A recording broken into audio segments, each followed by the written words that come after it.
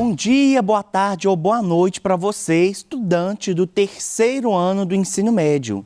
Estamos juntos aqui mais uma vez na nossa segunda aula desse bimestre. Já estamos na segunda aula, hein? Olha só, para você que não me conhece, eu sou o professor Magno Andrade, sou professor de língua portuguesa e hoje nós vamos continuar falando sobre o conteúdo relativo ao PET 3 e a semana 1. Então, você que tem aí o seu PET, que tem ele impresso ou que tem ele, com acesso digital, acesse ele aí, pegue o seu PET, tá? Vai lá na semana 1 de língua portuguesa do PET 3, porque nós vamos continuar o nosso assunto sobre a estrutura da redação. Tudo bem? Bom, na aula de hoje, portanto, nós iremos reconhecer uma sugestão de estrutura básica para a redação padrão Enem. Eu sempre gosto de enfatizar, gente, que as nossas aulas, principalmente sobre a estrutura, é uma sugestão. Eu estou trazendo para vocês aqui aquilo que, de modo geral, o Enem precisa para poder avaliar o seu texto, tá? Mas você pode ver outras possibilidades de escrita. Lembrando que o que você precisa é de saber a estrutura.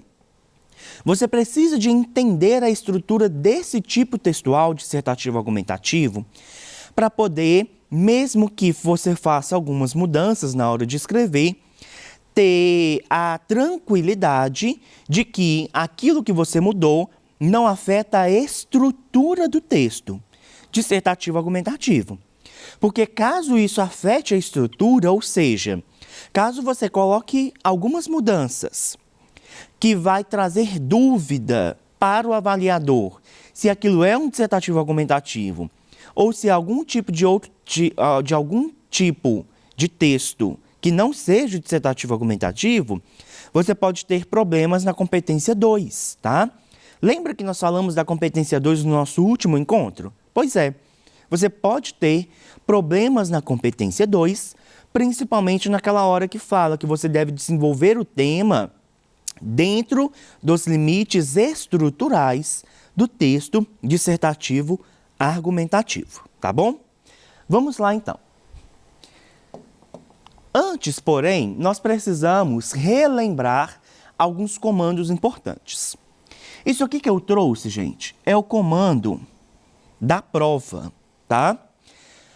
A prova, então, ela é composta, a proposta. Ela tem lá alguns comandos específicos da prova.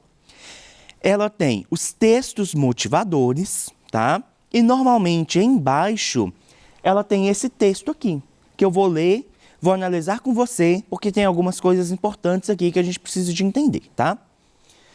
Diz assim, a partir da leitura dos textos motivadores seguintes, aqui pode ser seguintes porque está em cima, ou dos textos motivadores quando está embaixo dos textos, tá bom? E com base nos conhecimentos construídos ao longo de sua formação, bom, essa parte aqui já traz informações importantes. Ela diz que você pode usar a leitura dos textos motivadores. Já disse isso aqui para vocês e vou repetir. São textos motivadores. É para motivar. Não é texto copiador para você copiar, tá? Então, cópia de texto motivador não podemos ter. Mas você pode ler e, com base nessa leitura, utilizar alguns conhecimentos. Então, a partir da leitura dos textos motivadores e também com base nos conhecimentos construídos ao longo da sua formação, que é justamente aquela ideia de conhecimento de mundo, de repertório sociocultural, que eu já falei com vocês anteriormente sobre isso e que ainda teremos aulas neste bimestre específica sobre repertório sociocultural e também tem uma semana no seu PET que trata desse assunto, tá bom? Continuando. Redija um texto dissertativo argumentativo em modalidade escrita formal da língua portuguesa. Veja, então, que aqui nós temos outras informações importantes. Primeiro, ele demarca que nós estamos tratando de um texto dissertativo argumentativo, tá? E outra coisa importante que ele fala também é que deve ser na modalidade escrita e formal da língua portuguesa. Portanto, você deve atentar-se às questões relativas à gramática, porque é a gramática que vai trazer essa formalidade à língua, beleza? Então, redija um texto dissertativo argumentativo em modalidade escrita formal da língua portuguesa sobre, e aí vem o tema da redação. Normalmente ele está assim, ou ele vai vir em negrito, ou ele vai vir entre aspas, tá bom? E aí a proposta vai te dar o texto. O texto não, desculpa, o tema. O comando continua, olha só. Apresente proposta de intervenção que respeite os direitos humanos. Selecione, organize e relacione de forma coerente e coesa argumentos e fatos para a defesa de seu ponto de vista. Aqui também nós temos alguns comandos importantes. Então, este comando aqui, ele diz que você deve apresentar uma proposta de intervenção. A gente vai falar muito da proposta de intervenção ainda, tá bom? E que, além disso, a sua proposta de intervenção deve respeitar os direitos humanos. Depois ele fala, selecione, organize e relacione de forma coerente. Essa parte de coerente e coesa, gente, é muito importante, porque ela faz parte da avaliação do seu texto. A competência 1, a competência 4 trabalham com essa ideia de coesão. A competência 3 trabalha com essa ideia da coerência, tá? Então, é muito importante que você tenha certeza de que seu texto está coerente e coeso. De forma coerente e coesa, argumentos e fatos para a defesa do seu ponto de vista. Veja, então, que este texto, este comando, ele não é um simples comando. Ele não é um texto só para poder você olhar o tema da redação e pronto. Você deve ler, porque vai que o Enem decide mudar esse ano. Vai que esse comando muda. Você precisa de estar atento e atenta, então, a estes comandos para poder fazer um texto que não desrespeite aquilo que a prova pede. Beleza? Vamos continuar, então. É preciso relembrar também que o limite é de 30 linhas, tá? Então, você tem que se organizar para poder fazer tudo aquilo que o comando pede dentro de 30 linhas. E também você deve atentar-se à legibilidade da letra. Estou falando de letra bonita? Não estou falando de letra bonita, gente. Estou falando de letra legível. Teve uma vez que eu contei isso para vocês. A minha letra é feia. A minha letra é muito feia, mas quando eu estou fazendo uma prova, eu não me preocupo em fazer uma letra bonita. Eu me preocupo em fazer uma letra que quem vai ler entenda. Pode até achar feia, mas vai entender aquilo que eu escrevi.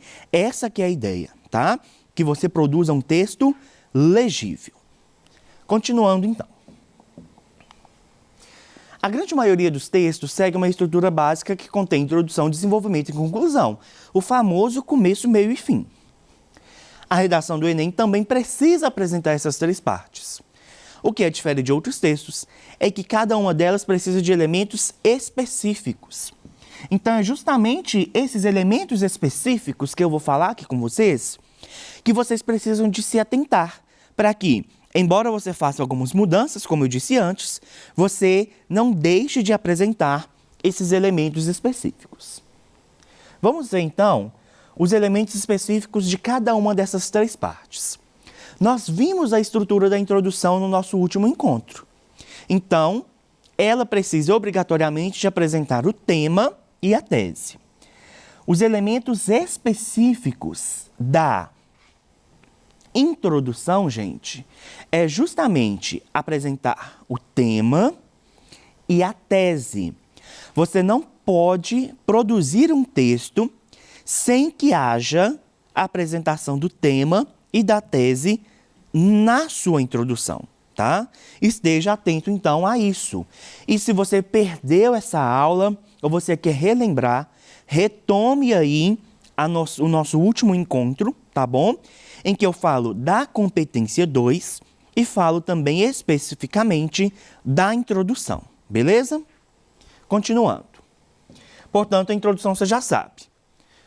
Tema e tese devem estar presentes. E relembrando, o tema é aquilo que é dado no comando, tá? Então, o tema sempre vai ser dado aqui no comando. E a tese é o seu ponto de vista. A tese é o seu posicionamento em relação ao tema que foi dado. Beleza? Continuando, então. O desenvolvimento. Vamos ver, então, o que é o desenvolvimento. Essa parte é essencial para a sua redação. Por isso, deve-se ter muita atenção para produzi-la. Eu te aconselho a deixar 2 parágrafos para o desenvolvimento, por se tratar de um trecho mais complexo e que precisa de mais linhas para ser desenvolvido. Você deverá mostrar ao leitor que seu ponto de vista a respeito do tema, ou seja, a sua tese, é coerente e deve tentar convencê-lo de que o seu ponto de vista, então, é o certo. Para isso, você deverá elaborar argumentos consistentes. Além disso, selecionar, relacionar e organizar fatos, informações e opiniões para enriquecer sua produção é crucial. É necessário ainda que você coloque conhecimentos do seu repertório sociocultural. Gente, eu vou mostrar aqui para vocês agora como que eu te aconselho a estruturar o seu texto em relação aos parágrafos, tá? Lembre-se que nós temos, então, um total de 30 linhas. Esse é o total. Tá vendo, gente, como é que minha letra é feia? Tá vendo que eu não menti para vocês? A minha letra é feia. Então, a gente tem aqui um total de 30 linhas.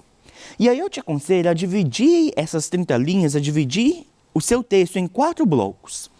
O primeiro bloco, que vai ser a introdução do seu texto, tá? E aí nós temos mais 2 blocos, que seria, então, o desenvolvimento do seu texto e o terceiro parágrafo, pensa que isso aqui é parágrafo, tá? Então, primeiro parágrafo, segundo parágrafo, o terceiro parágrafo também de desenvolvimento. Justamente pelo fato de o desenvolvimento ser mais complexo, ele precisar de mais tempo, ou seja, ele precisar de mais linhas para ser desenvolvido. E o seu quarto parágrafo, então, a conclusão do seu texto. E normalmente, a maioria dos candidatos, das candidatas ao Enem, colocam na conclusão a proposta de intervenção, tá? Essa pode ser, então, uma estruturação dos parágrafos do seu texto, tá? É a forma mais comum que a gente vê. É difícil ver no Enem textos com 3 parágrafos ou textos com 5 parágrafos. Normalmente, a gente vê textos com 4 parágrafos, justamente por seguir essa linha aqui de pensamento na hora de organizar, tá bom? Vamos continuar então, gente.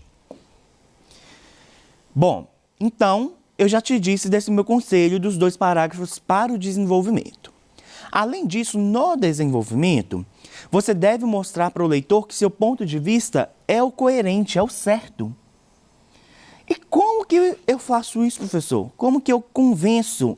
Eu convenço o meu leitor por meio dos argumentos consistentes, tá? E aí, como que eu elaboro meus argumentos consistentes? Essa dica aqui, gente, ela é ligada principalmente à competência 3 da avaliação, tá? Então, ela diz que você tem que selecionar, relacionar e organizar 3 comandos, olha. Você pode selecionar, relacionar e organizar o quê? Fatos, informações, opiniões para enriquecer sua produção, tá? Onde que eu vou buscar, professor, fatos, informações, opiniões? Nos textos motivadores e no seu repertório sociocultural, beleza? Ou seja, no seu conhecimento de mundo. Assim você vai então estruturar o seu desenvolvimento, tá bom? Continuando. Eu trouxe aqui para vocês um parágrafo de desenvolvimento, tá? Vamos ler. O filósofo italiano Norberto Bobbio afirma que a dignidade humana é uma qualidade intrínseca ao homem, capaz de lhe dar direito ao respeito e à consideração por parte do Estado. Então, aqui, olha, é a pessoa que fez esse texto já coloca um conhecimento de mundo, um repertório sociocultural. Ele faz alusão a um filósofo. Continuando. Nessa lógica, é notável que o poder público não cumpre o seu papel enquanto agente fornecedor de direitos mínimos, uma vez que não proporciona aos surdos, o que, olha, ele toca no tema do texto, que é o desafio educacional de surdos para a formação de surdos no Brasil, proporciona aos surdos o acesso à educação com a qualidade devida, o que caracteriza um irrespeito descomunal a esse público. E aí esse autor continua desenvolvendo, aqui nessa parte do texto, aquilo que vai convencer o leitor do ponto de vista dele, beleza? Bom, vimos a introdução, vimos o desenvolvimento e, claro, parte da estrutura da redação é também a conclusão, tá?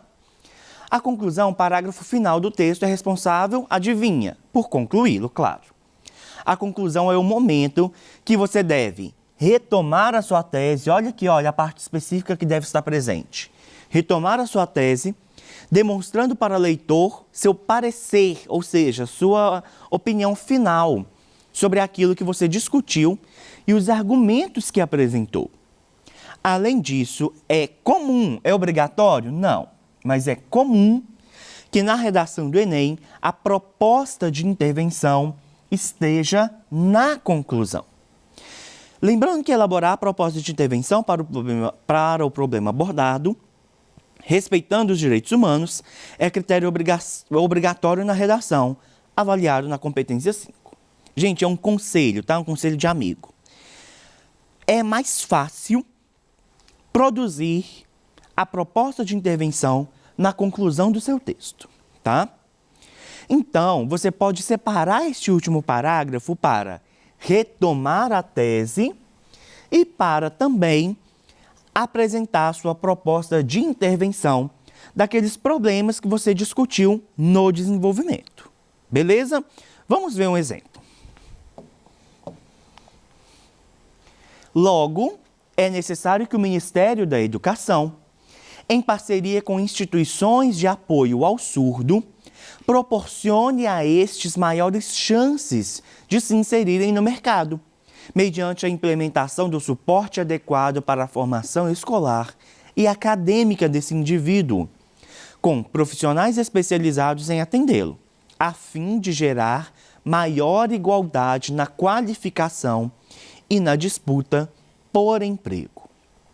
Veja, então, que esse aqui é um trecho, tá, de uma conclusão, e essa pessoa traz a proposta. A proposta, então, dela é que o Ministério da Educação faça parceria e haja em favor das pessoas surdas.